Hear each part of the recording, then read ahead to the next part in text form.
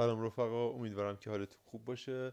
امروز میخواییم مبحث اعداد رو توی آلمانی بررسی کنیم. ما از اعداد 1 تا 10 شروع میکنیم و حتی بیشتر هم میریم جلو.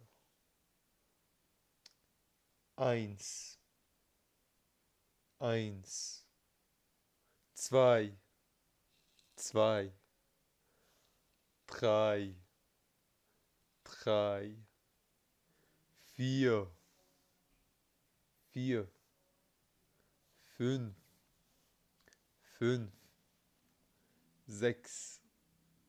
5 6 6 7 7 8 8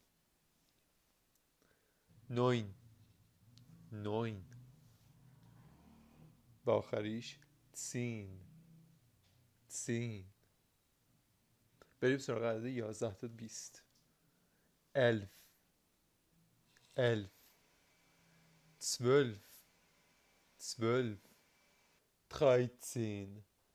چرا 13؟ چی شد؟ ما میایم از 3 تا 9 عدد 3 تا 9 رو برمیداریم و یک 10 یا 10 میچسبونیم پشتش و اینجوری 13 تا 19 رو میسازیم. 13 13 13 14 15 16. دقت کن، اس 6 رو برداشتیم، اس 6 رو برداشتیم، الان دیگه میخونی 16 17. ان زیبن رو برداشتیم، فقط زیبش موند، 17 18 19. خب بریم عدد بالاتر از 20 رو یاد بگیریم. خود 20 چی میشه؟ 20. سی چی میشه؟ 30 40 40 50. تو بخون. بریم سراغ این که 21 رو یاد بگیریم. ما اصلا عدد بالاتر از 20 چطوری تو آلمانی میخونیم؟ اول یکان میاد، اول یکان میاد، بعدش یه و بیار و بعد دهگانتو بگو. ein und 20. ein چی میشه؟ یک. und و 20 بیست. یک و بیست. 21 میشه 21. 22 22. 28 28. یکان چیه؟ 9 und دهگان چیه؟ 20 بیست. 29 29. رو 30 نگاه کن. 31 یک و 31. 39. آخری دارم میگم. 9 و 39. بریم سراغ چهلیا. 41 یک و 40 41. 42 دو و 42. همینطوری میره جلو. واسه 50 تو واسه من بنویس توی کامنت که چطوری باید 51 52 58 و 59 رو نوشت. بریم سراغ عددهای 50 به بالا. 60. 6 رو یادته؟ اسش رو میندازیم میشه 60. زیبن رو یادته؟ واسه 70 دارم میگم. زیبن انش رو میندازیم میشه زیب. 70 70. 80 80.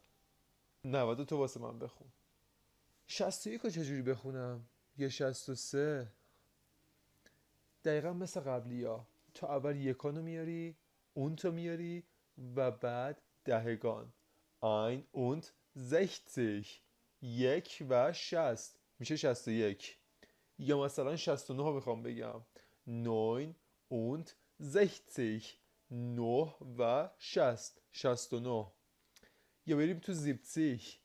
71 71.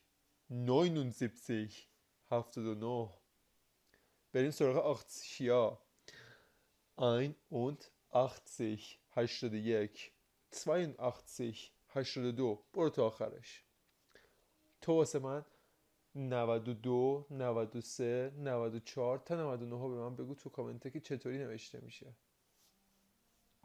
خب بریم این مبحث رو ببندیمش و به اصطلاح آلمانی zusammenfassen کنیم. ما دهگان ها رو یاد گرفتیم: 40، 50 تا 90. یه بار دیگه میخونیم که چطوری نوشته میشه.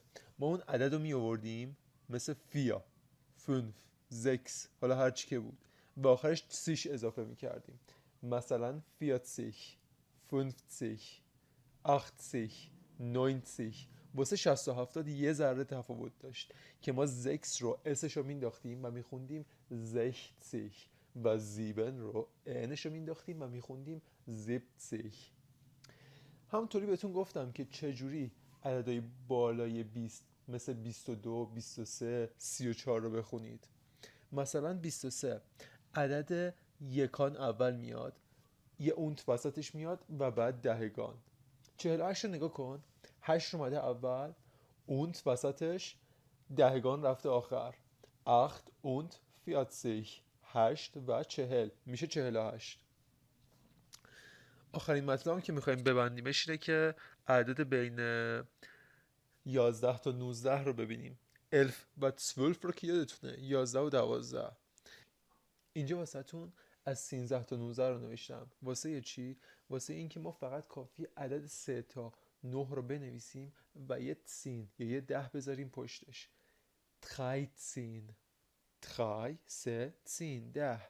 13، 13، 14، 15، 16 استثناء بود، یه اسش افتاده بود. 17 استثناء بود، انش افتاده بود. 18، 19،